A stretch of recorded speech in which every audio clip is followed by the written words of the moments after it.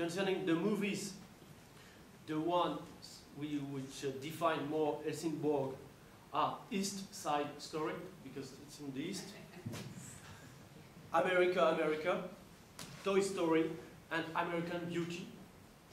While for Helsingør, it's more West Side Story, Nostalgia, Dancing in the Dark, Friday Night Fever, and the shops around the corner. For Crocodile, it was The Good, the Bad, and Crocodile. Streets of Crocodilico, referring to streets of San Francisco, and Welcome in Kebabland. And last question we asked, who is it? Oh, sorry. For last question, we asked who are the parents of these cities, and for Helsingborg, the city was born after the marriage between a German dad and a Scandinavian farmer, or between the marriage between the sky and Buddha, the sky to learn the size of the possible, and the Buddha to learn humility, or maybe after the marriage between Albert of Monaco and a working class superwoman. For Helsingør, it was the marriage between Eric of Romania with the fisherman, the marriage between Hamlet and the sea, and the marriage between the sea and the eternity. And for Crocodile, the city considers herself like an abandoned child.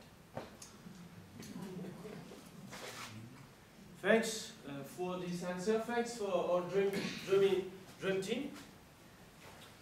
And thanks also for all the experts we've met, for all the studies they have made. You know, we come from France, and we have been really impressed, for example, because of the high level of sensibility you have here about local democracy. We met people who can spend hours, weeks, months of debate to decide which size, which shapes or which color of benches are in a project of a new square. Even at the end, the commune decides not to use benches but chairs. We had been also very impressed by high level you have concerning sustainable development, because we met people who are working about green corridors for deers, you see deers, but also for frogs, and even for ants, with small tunnels for ants under the motorway. And we were also very impressed by the size, the beauty of the strategic offices, strategic urban development strategic offices like in Helsingborg or in Helsingør. Because in France, most of the time, the urban and strategic development office is in the cellar of the council house. And it's handled by a soldier, an ex-soldier, a soldier who is retired, because the only thing he has to handle is the problem of the burning car. We even found a hand, maybe you know this hand.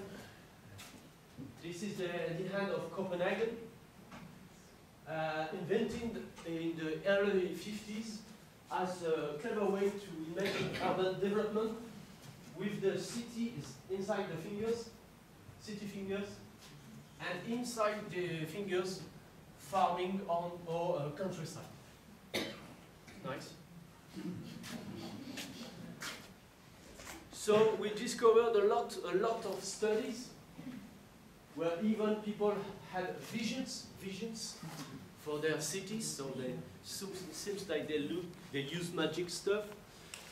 They use also psychedelic tools and references to John Lennon to study the cities. So little by little we became a bit depressed because we realized that the cities we were supposed to study had been already psychoanalyzed. And even treatments had been invented and even started, like the H+ project in Helsingborg, a project made to refresh the city with a new neighborhood and with the project also to bury the trains into a tunnel. We were really amazed by the quality of the project, and that day we were in a really bad shape, and we had this idea to take the Tycho-Broad boat.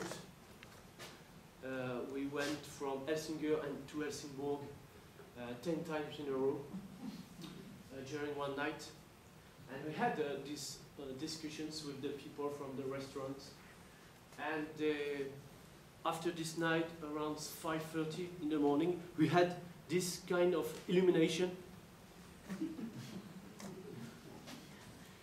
because we realized that there was still something to do in the area, because there were still some remaining neurosis points in the area. That's why we are here tonight, and that's why we wanted to start this conference by presenting you the secret origins of these remaining neurosis points through the analysis of the family tree of the area. Even you'll see that it won't be a classical family tree, but a mythical family tree, because most of the ancestors we have discovered are mythical. Especially, let's call it the mover of the area, the mover which is the sea, the Øresundsregion, because the first inhabitants here and there in the Middle Age and before the Middle Age were fishermen who used to fish herring. The people from the Tycho-Broad boat told us that there was a lot of herrings before. It was possible to fish the herrings with the hands and even with the foot. You put your foot like that, and the herring jumped on it because of the smell. And people put nets close to the sea, and the herring jumped into the net. So we can consider the herrings like the feeding father of the area. And that's before the arrival of the famous Eric of Romania, who can be considered in this family tree like a sort of financial father, because he invented, you know, of course, the two sons system, which consisted to paying the tax to the ships we were going through the Øresund. And that was for the area the beginning of a sort of golden age, a jackpot period. Because the ships had to stop a few days to pay the tax. And of course, the Marines took the opportunity to go to Helsingborg, to Helsingør to have fun. Because the city had the reputation to be very welcoming, friendly and attractive.